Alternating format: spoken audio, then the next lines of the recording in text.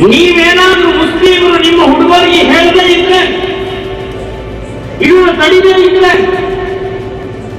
ನಮ್ಮ ಒಂದು ಹುಡುಗಿ ಏನಾದ್ರೂ ನೀವು ಹರಿಸ್ಕೊಂಡು ಹೋದ್ರೆ ಇನ್ನು ಮುಸ್ಲಿಂ ಹುಡುಗಿಯರನ್ನ 10 ಹುಡುಗಿಯರನ್ನ ಹಾಕೊಂಡು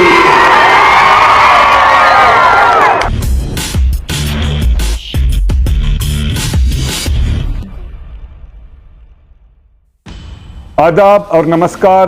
आप देख रहे हैं बेंगलुरु अखबार। मैं हूं आपके साथ अशफाक अहमद सिद्दीकी।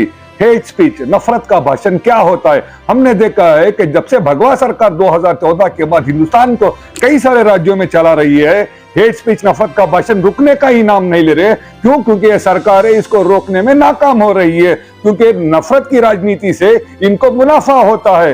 दो आपस में दो गुटों को लड़ाना, इन चीजों से जो पॉलिटिकल इनको माइलेज मिलता है, ये रोकने में हमेशा नाकाम रही है। और इसका टारगेट हमेशा रही है निचला तबका, जैसे कि माइनॉरिटीज, जैसे कि दलित लोग। इन पे जुल्म आज आज तक इस देश में रुकने का नाम ही नहीं ले रहा है।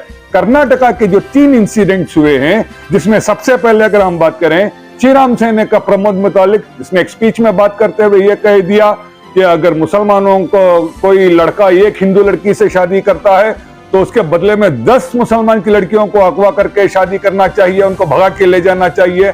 फिर कर्नाटका के higher education minister CN Ashwath Narayan Mandya में एक स्पीच देते हुए कहते हैं, हजरत टिप्पू सुल्तान शहीद रहमतुल्लाह अलैह को सिद्धरामैया को कंपेयर करते हुए कहते हैं कि जैसे हजरत टिप्पू सुल्तान को मारा गया था, शहीद किया गया था, इसी तरह से सिद्धरामैया को फिनिश करना चाहिए। और साथ ही साथ तुमकुर में बात करते हुए शरण पंपवेल ने एक स्पीच में कह दिया कि जो फाजिल जिनका कत्ल हुआ था, उन्होंने प्रवीण नेतारों के बदले में उनका इंतकाम लिया है। इस तरह के भड़काऊ भाषण ये लोग जो दे रहे हैं, और कर्नाटका की सरकार जो बीजेपी चला रही है, यहाँ के होम मिनिस्टर ज्ञानेंद्र, इन तमाम चीजों को रोकने में नाकाम हो रही है।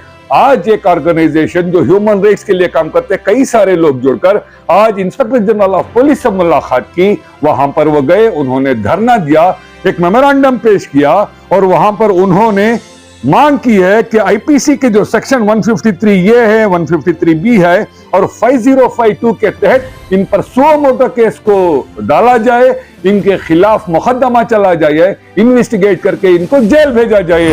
ಇವತ್ತು ನಾವು ಹಲವಾರು ಜನ ಇಲ್ಲಿ ನೋವಿಂದ ಸೇರ್ಕೊಂಡಿದ್ದೀವಿ ಕರ್ನಾಟಕ DGP ಅವರ ಆಫೀಸ್ ಆಚೆ. ನೋವು ಯಾಕೆ ಅಂತ ಹೇಳಿದ್ರೆ, ಕರ್ನಾಟಕದಲ್ಲಿ ಚುನಾವಣೆ ಬರ್ತಾ ಇಲ್ಲಿ ದ್ವೇಷ ಭಾಷಣ ಜಾಸ್ತಿ ಆಗ್ತಾನೆ ಇದೆ. ಕಳೆದ ವರ್ಷ ಕಾಳಿಸ್ವಾಮಿ ಅವರು ಹೇಳಿದ್ರು 10 ಮುಸಲ್ಮಾನರನ್ನ ಕೊಲ್ಲಬೇಕು ಅಂತ ಹೇಳಿ. ಆಮೇಲೆ ತುಮಕೂರಲ್ಲಿ ಶರಣ್ ಪಂಪೇಲ್ ಹೇಳ್ತಾರೆ ಗುಜರಾತ್ ಹತ್ಯಾಕಾಂಡ ನಾವೇ ಮಾಡಿದ್ದು, ಫಜಲ್ನ ನಾವೇ ಡೇ ಟೈಮಲ್ಲಿ ಧೈರ್ಯವಾಗಿ ಕೊಂದ್ವಿ. ಅದೇ ಥರ ನಾವು 2 ಅಲ್ಲ 4 ಅಲ್ಲ 8 ಜನ ಮುಸ್ಲಿಮರು ತಲೆ ತಗೊಂತೀವಿ ಅಂತ. ಆಮೇಲೆ ಅಶ್ವತ್ಥ ನಾರಾಯಣ ಅವ್ರು ಹೇಳ್ತಾರೆ ಸಿದ್ದರಾಮಯ್ಯ ಅವ್ರನ್ನ ಹೊಡೆದಾಕ್ಬೇಕು ಅಂತ. ಮೊನ್ನೆ ಪ್ರಮೋದ್ ಮುತಾಲಿಕ್ ಅವ್ರು ಹೇಳ್ತಾರೆ ಲವ್ ಜಿಹಾದಿಂದ 1 ಹಿಂದೂ ಹೆಣ್ಮಕ್ಳನ್ನ ಕಳ್ಕೊಂಡ್ರು 10 ಜನ ಮುಸ್ಲಿಂ ಹೆಣ್ಮಕ್ಳು ಅವ್ರು ಕಳ್ಕೊಳ್ಳಂಗೆ ಆಗಬೇಕು ಅಂತ. ಗೃಹ ಮಂತ್ರಿಗಳಾದ ಅರ್ಗ ಜ್ಞಾನೇಂದ್ರ ಅವರು ಸದನದಲ್ಲೇ ಹೇಳಿದ್ದಾರೆ ಲವ್ ಜಿಹಾದ್ಗೆ ಡೆಫಿನಿಷನ್ ಇಲ್ಲ ಅಂತ. ಡೆಫಿನಿಷನ್ ಇಲ್ಲದೆ ಇರೋಂಥ ಯಾವ ಕ್ರೈಮ್ ಇತ್ತು? ಲವ್ ಜಿಹಾದ್ ಅನ್ನೋದು ಸುಳ್ಳು, ಅದ್ರ ಮೇಲೆ ಇವ್ರು ದ್ವೇಷ ಮಾಡ್ತಿರೋದು ಮಾತ್ರ ನಿಜ. ಸೊ ಈ ರೀತಿ ಹೆಣ್ಮಕ್ಳು ಇವ್ರಿಗೇನು ಒಂದು ಆಬ್ಜೆಕ್ಟ್ಸ್ ಇವ್ರಿಗೆ. And we are actually we come here with a lot of pain.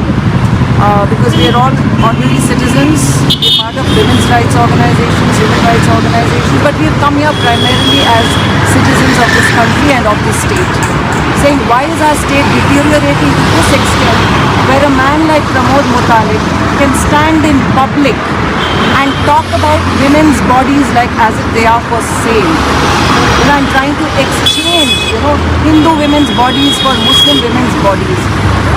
Talking against, the entire Muslim community, spreading hate, spreading divisiveness. We've come to ask the DGP, is this not a subject of his concern, that he should act on our behalf and protect and have our security in this country, and arrest somebody like Pramod Mutalik who is actively involved in spreading hate and divisiveness. तो police ने इनसे कहा कि ये suo motu case register नहीं कर सकती, सिर्फ प्राइवेट कंप्लेंट पर ही वो एक्शन लेगी। अगर हम देखें तो कर्नाटका के एक एक्टिविस्ट है, जो फिल्म एक्टर भी हैं, चेतन अहिंसा, जिनके खिलाफ कर्नाटका सरकार ने, जब उनको लगा कि बीजेपी सरकार के खिलाफ चेतन अहिंसा बात कर रहे हैं, तो उनके खिलाफ उन्होंने सुओ मोटो एक्शन ले लिया। फिर हमने देखा कि अमूल्या का केस जो हमने देखा था, उसके खिलाफ सुओ मोटो केस पुलिस ने डाल दिया था। कि सरकारें जो है अपने हिसाब से, अपने मुफाद के हिसाब से ये काम करती है। तो इस फोरम ने वहां पर ये कंप्लेंट दायर किया है और मांग की है पुलिस से इस तरह के हेट स्पीचेस को रोका जाए।